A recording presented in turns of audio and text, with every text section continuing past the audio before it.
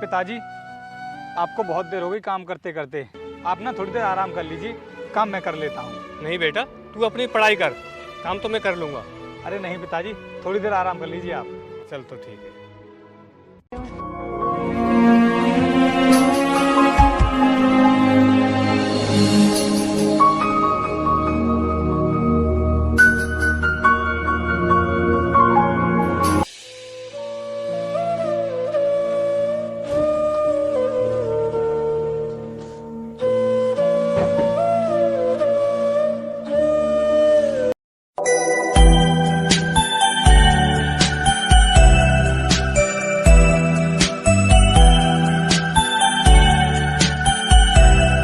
अरे रोहितास, क्या बात है यार, दोनों काम एक ही साथ हो रहे हैं, खेती भी और पढ़ाई भी। करना तो पड़ेगा यार, वैसे भी पिताजी घर पर अकेले हैं और उनकी तबीयत भी कुछ ठीक नहीं रहती है। हाँ यार, अब चलते हैं, वैसे भी हम पार्टी के लिए बहुत लेट हो चुके हैं। चलो चलते हैं।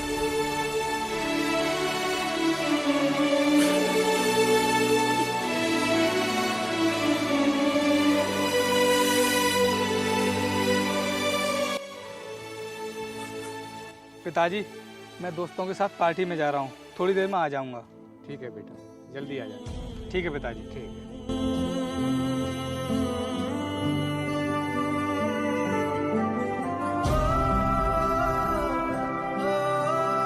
क्या यार, ये भी हमारे साथ इस गाड़ी में जाएगा? देखो, अगर ये हमारे साथ गाड़ी में जाएगा तो मैं बिल्कुल नहीं जाऊंगी। कोई नहीं यार, चलने दो, दोस्त है अपना। देखो, अगर ये आदमी हमारे साथ जाएगा ना तो मैं बिल्कुल नहीं जाऊंगी। इसके कपड़े देख रहे हो कितने गंदे हैं, खेत में से काम करके ऐसे ही आ रहा है। सुनो मैडम, मैं एक किसान का बेटा हूँ और किसान का तो काम ही होता है मिट्टी में रहकर अनाज पैदा करना, तो फिर आपको मेरे कपड़ों से घिन आ रही है? बड़े लोगों के साथ कैसे बैठा जाता है, इतनी भी तमीज नहीं होगी तुझे। मैं बैठूंगी तेरे पास। मैडम, आपको मेरे इन कपड़ों से दिक्कत ही क्या है? क्योंकि तू यही कपड़े पहनकर खेत में काम कर रहा था और तू हमारे साथ पार्टी में गया ना तो तुझसे ज्यादा हमारी बेइज्जती होगी। मैडम, मैं तो अपना काम कर रहा था और अपना काम करने में बेइज्जती कैसी? यार तुम दोनों समझाओ इसको, मैं खेतों में काम करने वाले लोगों से सख्त नफरत करती हूँ। मैडम, अगर आपको खेतों में काम करने वाले लोगों से इतनी ही नफरत है तो फिर एक काम करो, खाना खाना छोड़ दो, क्योंकि जिस अन्न से तुम्हारे घर खाना बनता है ना, उसे किसान अपना खून पसीना बहाकर इन्हीं खेतों में पैदा करते हैं। यार मैं फालतू की बकवास सुनने नहीं आई हूँ, या तो इस गाड़ी में ये जाएगा या फिर मैं, ये तुम दोनों डिसाइड करो। सॉरी यार रोहितास, तू घर जाकर अपने कपड़े चेंज कर लेना और घर पर मेरी बाइक खड़ी है, उसे लेकर आ जाना।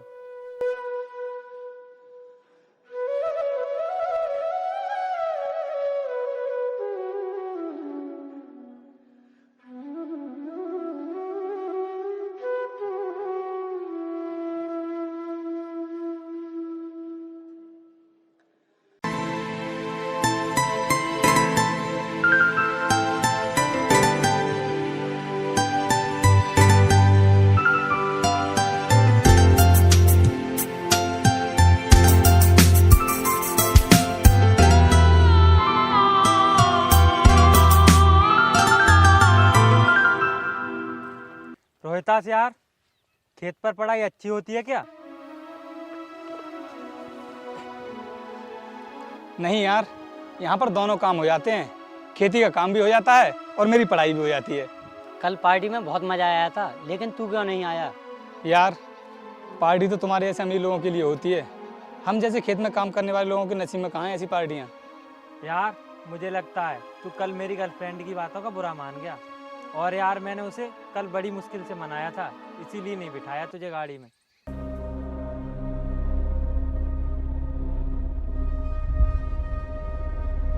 चल कोई बात नहीं यार, तू अपना और अपनी गर्लफ्रेंड का ध्यान रख।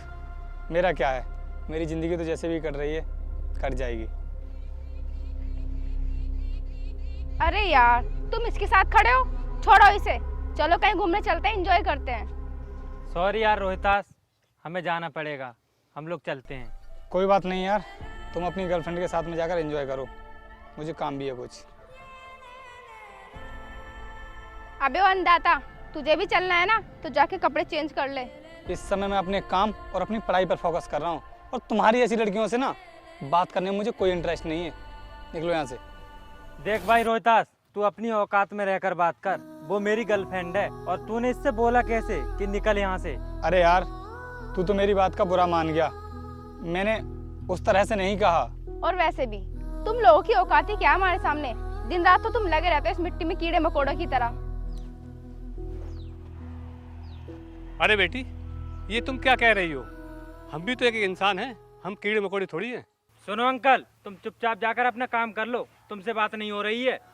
देख भाई, दोस्त है, दोस्त की हद में रहकर बात कर। मेरे पिताजी को कुछ भी बोलने की जरूरत नहीं है। अबे ओए, तू हमें सिखाएगा कि हमें तुझसे कैसे बात करनी है? अरे बेटा, क्यों मार रहे हो मेरे बेटे को? अबे बुड्ढा, हाथ छोड़ मेरा, निकल यहाँ से। अब ओए, तेरी हिम्मत कैसे हुई मेरे पिताजी को धक्का मारने की? आज से तेरी और मेरी दोस्ती खत्म। अबे ओए, कॉलर छोड़। चलो अब निकलो यहाँ से। साला गरीब कहीं का। क्या समझते हैं अपने आप को? बेटा, मैंने पहले ही कहा था ये तेरे दोस्त अच्छे नहीं हैं। अब तू अपनी पढ़ाई पर ध्यान दे, इन सब को छोड़। हाँ पिताजी, अब मैं पूरी तरह से अपनी पढ़ाई पर फोकस करूँगा और देखना एक दिन IAS बनकर ही रहूँगा। ठीक है बेटा, चलो चलकर खाना खाते हैं।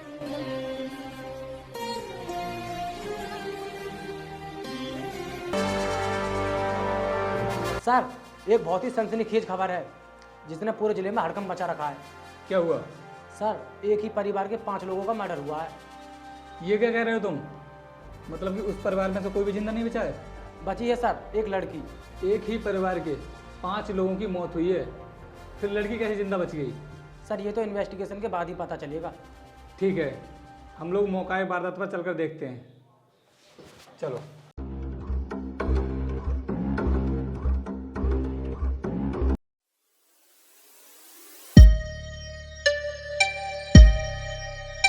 इंस्पेक्टर, एक काम करो, इस घर में नौकर काम करता है ना, उसको बुलाओ। जी सर।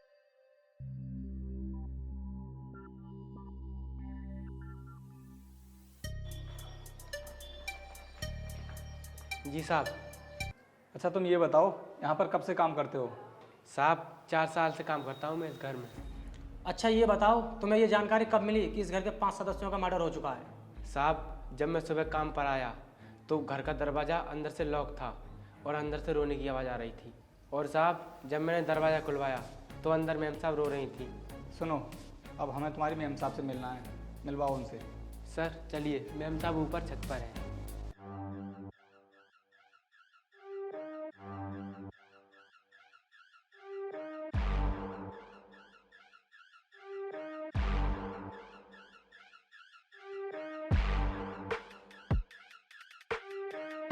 मैम साहब।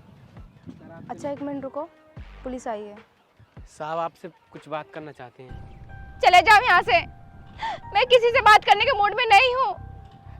मेरा पूरा घर बर्बाद हो गया है। हम आपकी परेशानी को समझते हैं, आपके परिवार के 5 लोगों का मर्डर हो चुका है, लेकिन हाँ, कातिल तक पहुँचने के लिए आपको हमसे बात तो करनी ही होगी। मैंने बोला ना, आप तो वही हो ना? हाँ, मैं वही गरीब किसान का बेटा हूँ जिसको तुमने बेइज्जत करने में कोई कसर नहीं छोड़ी थी। अब ना सीधी तरह मेरे सवालों के जवाब दो। पूछिए, क्या पूछना चाहते हो?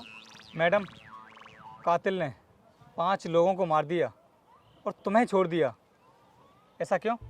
सर वो मैं ऊपर सो रही थी और बाकी लोग नीचे सो रहे थे।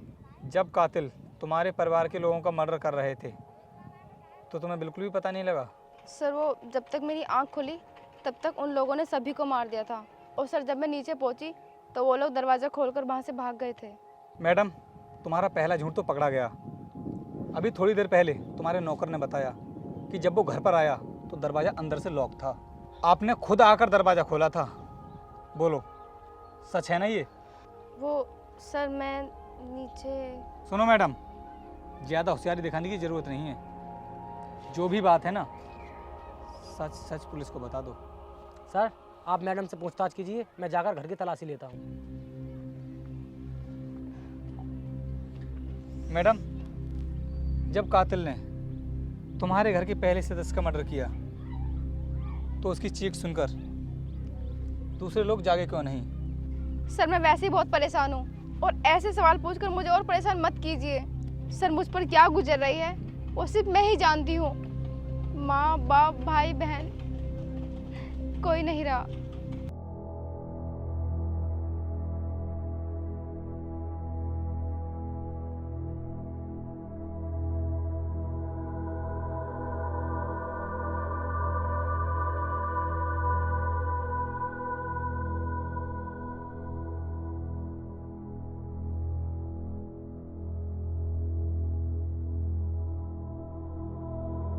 नीचे मुझे ये चाकू मिला है जिस पर खून के निशान लगे हुए हैं।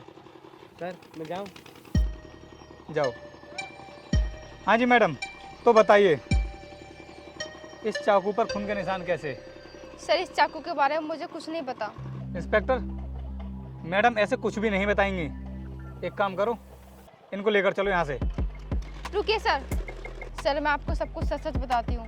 ये खून मैंने नहीं, मेरे बॉयफ्रेंड ने किया है। मैडम, कहा था ना मैंने आपसे कि सब सच सच बता दो, और अब देखो सच्चाई सामने आ चुकी है। एक काम करो, अपने बॉयफ्रेंड को कॉल लगाओ, तो बुलाओ उसको यहीं पर। कॉल लगाओ।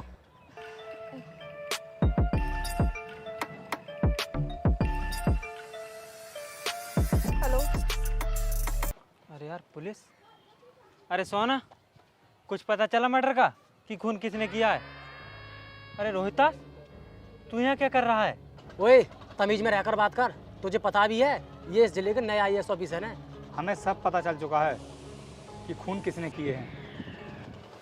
अब अपने मुंह से बताएगा या फिर लेकर चलें जेल? अरे सर, ये आप क्या कह रहे हो? मैं खूनी नहीं हूँ। अबे तो भाग कहाँ रहा है? इधर आ पहले। रोहितास यार, तू तो मेरे बचपन का दोस्त है, तू ही बचा ले मुझे इन पुलिस वालों से। इस घमंडी लड़की के कहने पर तूने मुझे थप्पड़ मारा, मेरे बाप को भी बेइज्जत किया। दोस्ती तो उसी दिन ख़त्म हो गई थी हमारी। और अगर आज भी तू मेरा दोस्त होता फिर भी मैं तुझे नहीं बचाता, क्योंकि तूने 5 मासूम लोगों की हत्या की है। खूनी है तू। सर, खून मैंने नहीं किया, खून तो मैंने इसके कहने पर किया था। बचोगे नहीं तुम दोनों, तुम्हें तो फांसी होगी, फांसी। इंस्पेक्टर, लेकर चलो इन्हें। चलो अबे, अब जेल में चलकर जेल की रोटियां तोड़ना।